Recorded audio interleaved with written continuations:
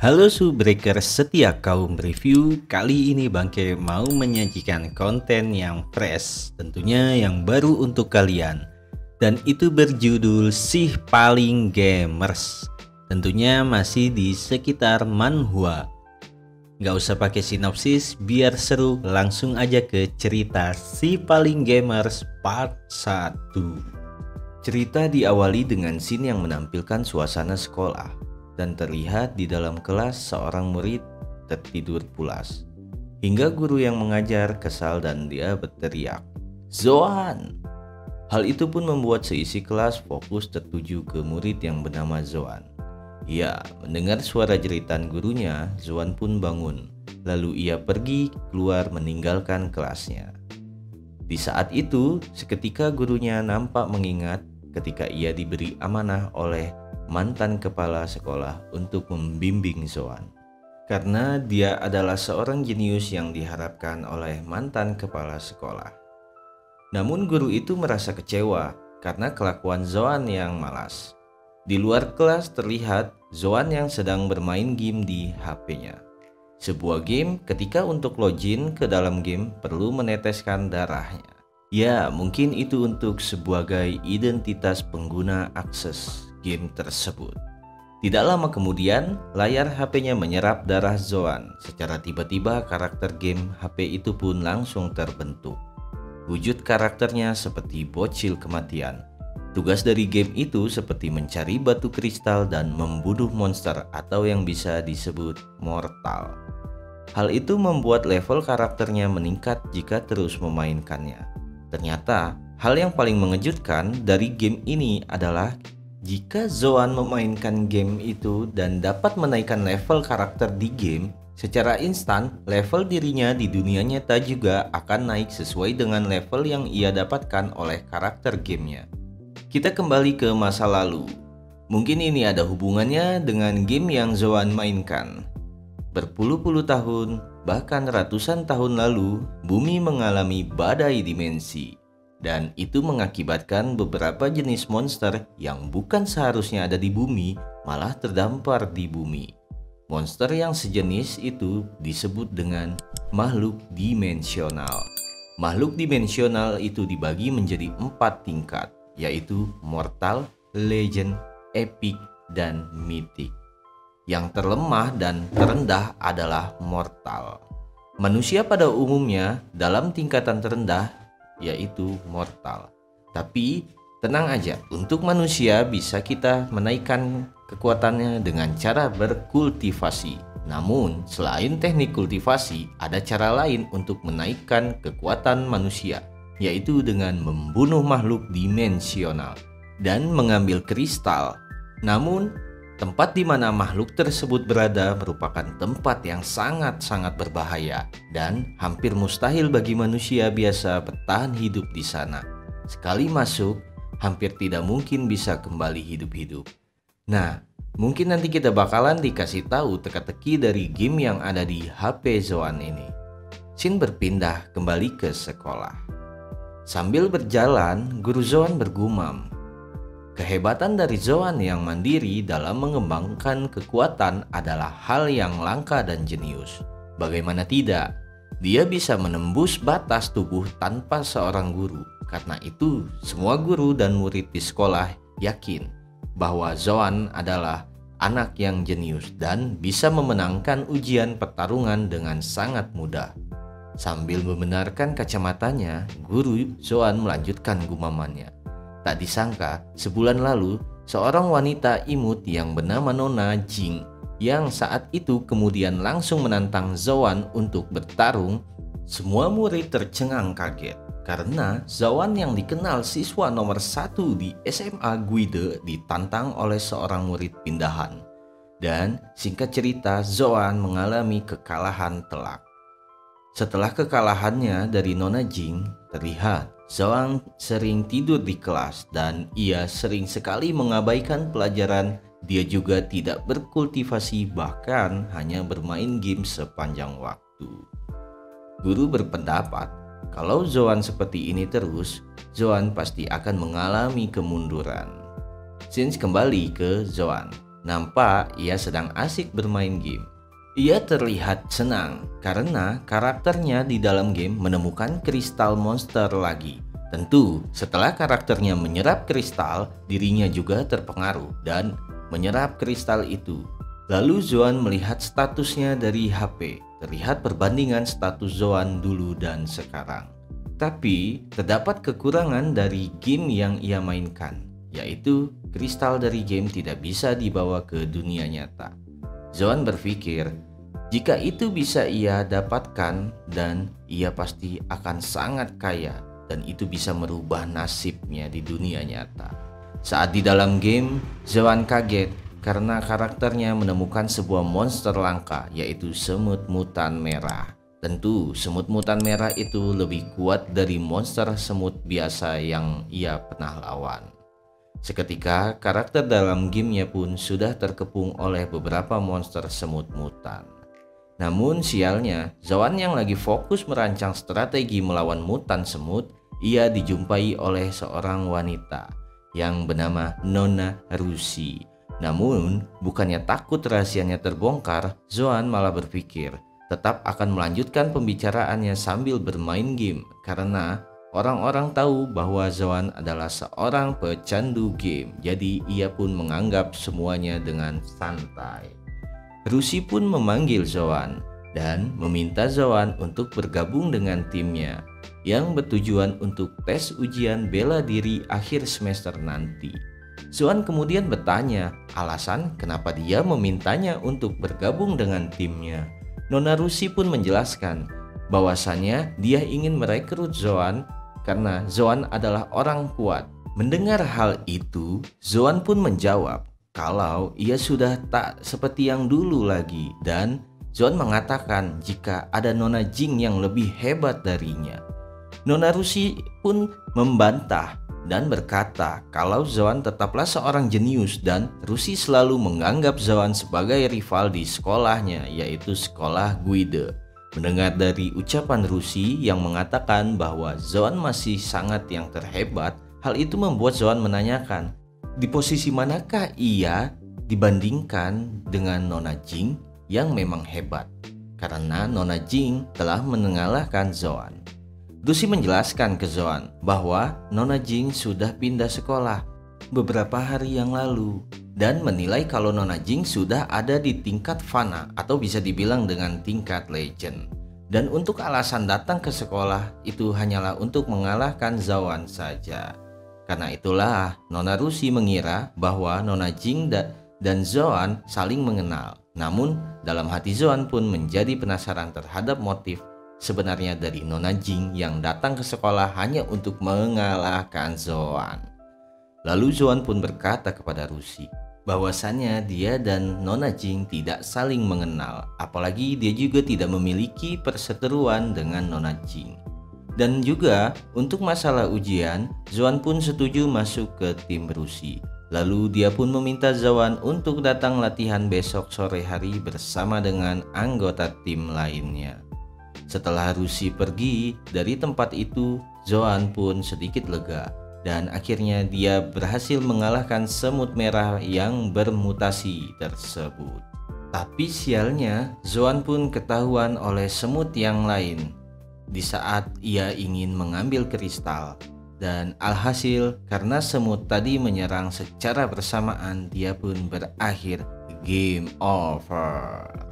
Saat Zoan berencana pulang dan melanjutkan bermain game di rumah, tiba-tiba dia merasakan sesuatu yang aneh pada tubuhnya. Ternyata karakternya berhasil menyerap kristal, sehingga berdampak pada tubuh asli Zoan.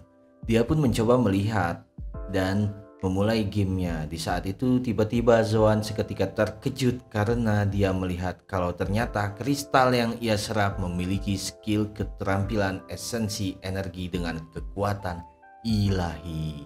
Itu merupakan skill yang sangat langka. Scene kemudian menampilkan keesokan harinya.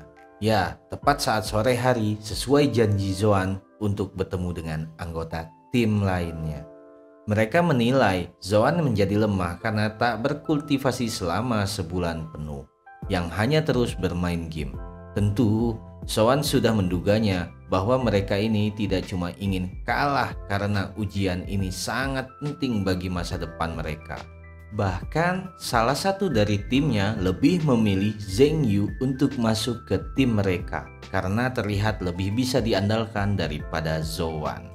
Namun Nona Rusi masih yakin bahwa Zoan lah yang terbaik di sekolah Guide. Salut untuk Nona Rusi yang masih mempertahankan Zoan. Mendengar dari pernyataan Nona Rusi, dengan angkuh salah satu dari mereka pun berkata bahwa harus bertarung dulu jika ingin memang masuk dengan tim mereka. Tapi karena Zoan tak ingin ada yang terluka, mereka tidak akan bertarung secara langsung, melainkan menggunakan alat pengetes kekuatan tinju dan yang memiliki poin terbesar dialah yang akan menang. Zoan pun menurutinya. Saat sampai di mesin perhitungan kekuatan tinju milik sekolah, si Codet memukul alat itu untuk pertama kali. Mesin itu pun menilai kekuatan si Codet dengan 7 poin. Nilai 7 poin adalah nilai yang besar dan mereka pun kagum dengan power si Codet. Tentu setelah itu giliran Zoan yang memukul. Pukulan dari Zoan ternyata menghasilkan 10 poin. Yang membuat mereka tentu saja terkejut dan terheran-heran. Di luar ruangan penilaian, nampak guru Zoan sedang mengintip. Melihat nilai Zoan 10 poin, guru itu pun sangat terkejut karena selama ini dia sudah salah menilai Zoan. Yang ternyata Zoan telah berlatih keras dan mungkin saja ia tertidur di kelas karena ia lelah berlatih. Di dalam hati, Nona Rusi bergumam kaget karena teknik yang Zoan gunakan tadi adalah teknik yang sangat sulit dan memiliki kekuatan pukulan yang kecil, tapi Zoan berhasil mendapatkan poin tertinggi hanya dengan itu. Terlihat si Codet kesal. Walaupun dalam tes kekuatan ronde pertama ia kalah, dia berkata kalau pertarungan ini masih belum selesai dan berkata masih ada ronde kedua. Singkat cerita, si Codet pun langsung memukul alat tersebut dengan sekuat tenaga hingga memperoleh 11 poin. Si Codet terlihat sangat berusaha untuk mendapatkan nilai 11. Zoan memandangi alat perhitungan poin tersebut. Ia sedikit ragu dan ia bertanya apakah ia akan disuruh ganti rugi jika alat ini rusak? Tanya Zoan dengan si Codet. Ya, si Codet itu namanya si Codet itu Tian Sang Dong ya. Kita panggilnya si Codet pokoknya. Dengan sombong, si Codet berkata kalau dia akan membayar jika terjadi kerusakan pada alat tersebut. Dengan sangat senang dan bersiap melakukan pukulan, Zoan pun bersiap melancarkan pukulannya. Dari belakang, si Codet nampak memandang remeh Zoan dan menganggap alat yang mampu menahan kekuatan 20 poin itu tidak mungkin dihancurkan oleh seorang seperti Zoan. Ternyata Zoan mengaktifkan skill energi esensi yang baru ia dapatkan tadi dan ia pun langsung meninju alat itu hingga hancur menjadi rongsok. Semua yang melihatnya sangat terkejut dan guru Zoan yang mengintip itu pun langsung mengingat kata-kata dari mantan kepala sekolah, yaitu kejeniusan Zoan. Singkat cerita, Zoan yang sedang berjalan pulang ke rumah dan ia sedang di perjalanan, HP-nya pun berdering. Saat dilihat ternyata itu berasal dari telepon ayahnya Zoan.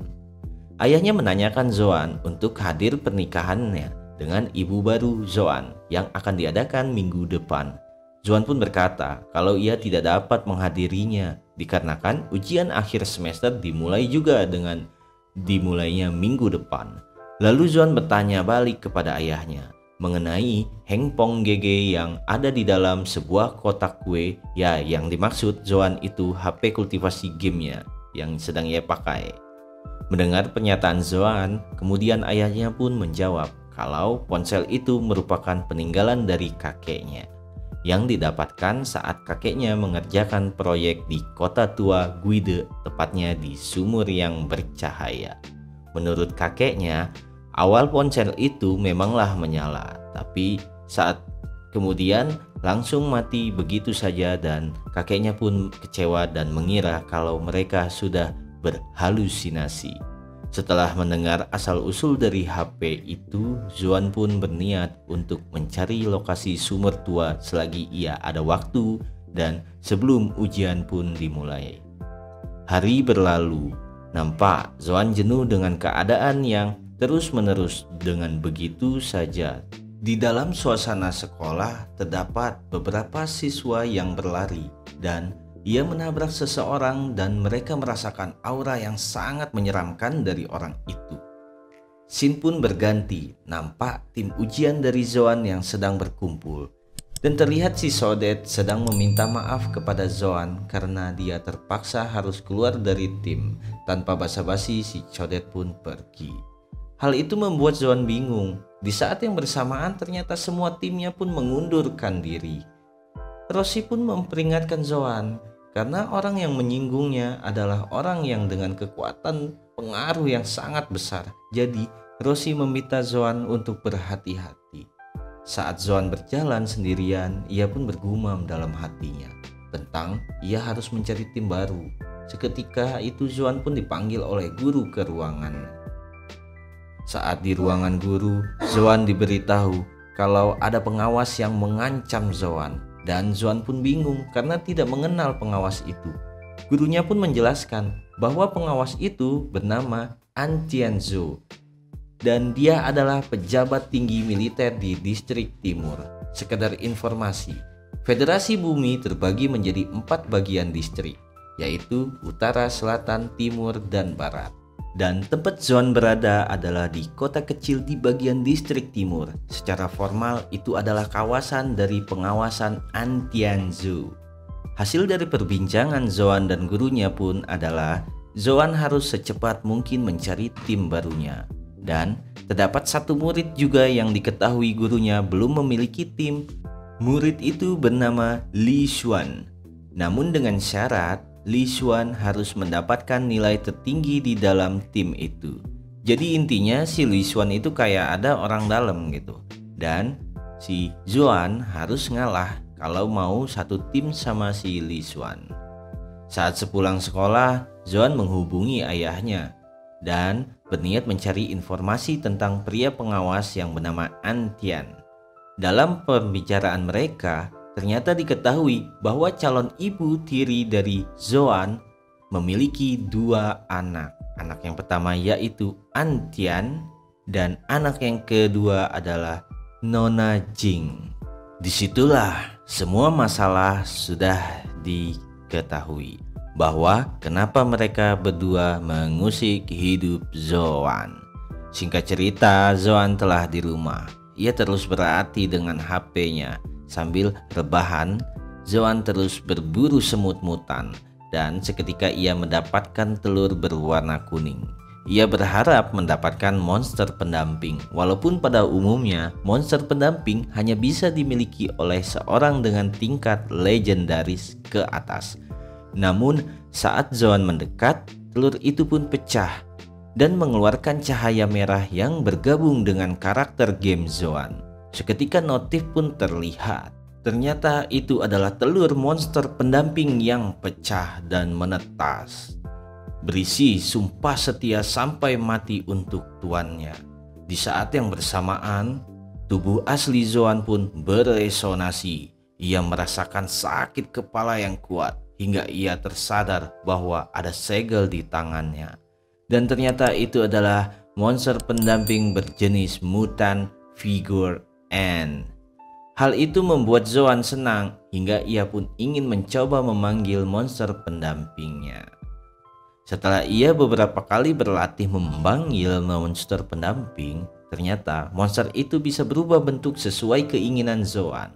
Dan ia berusaha mencoba memanggil monster pendampingnya untuk berubah menjadi sarung tangan tinju. Saat itu pun berhasil berubah.